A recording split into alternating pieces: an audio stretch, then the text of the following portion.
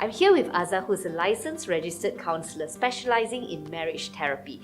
She's going to share with us a little bit about divorce, what happens when a couple comes and say, I want a divorce. I help these couples to see whether divorce is the right answer for them. Can this be saved?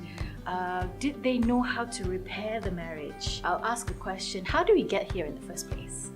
For me in counseling, what I say to them, like, you're not my client, you're not my client, but the relationship is my client. What did you do to my client, and what did you do to my client to make my client want to divorce itself? Some people will say, oh, but she did this and he did this and he did that. And during counseling sessions, I'll say, we are responsible for our own feelings. We don't know about the other person's feelings. When you say I did this, it means like I admittedly did something wrong. And I'm taking responsibility for it. Okay. More, it's not wrong or right, but it's more I'm taking responsibility for my actions. There are two places where you can go. You can go ahead and divorce, and this is how to do it. Or I said, let's see if we can repair the marriage. When you say repair marriage, it's also about repairing the trust that's been broken. Yes. And especially if there's an affair or something that's like some kind of broken trust there. Exactly. It's going to take a while to actually heal because there's a lot of hurts and wounds. Yes.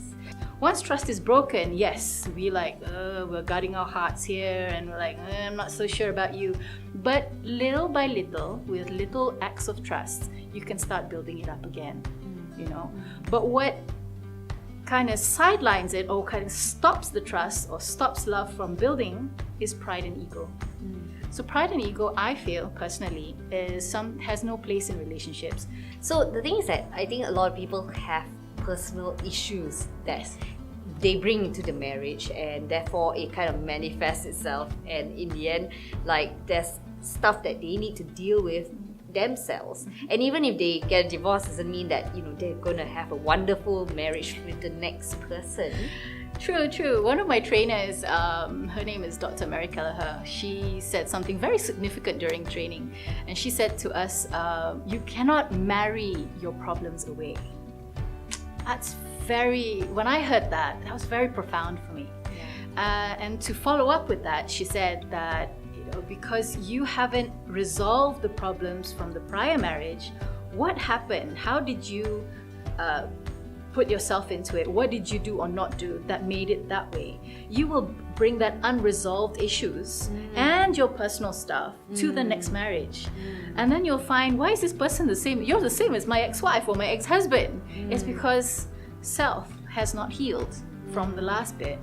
And to do that, you need to do a lot of self-healing work. Go to coaches, go to counselors. These are the people that can help you. Well, thanks a lot, Azza, for those tips, because, before anybody even thinks about the word divorce, they should actually think about how they can repair the relationship. As you said, the relationship is the key thing, the very fragile thing that we need to make sure that is kept wholeheartedly guarded well. So really hope that it helps all our couples, and remember to talk to somebody if you are facing problems.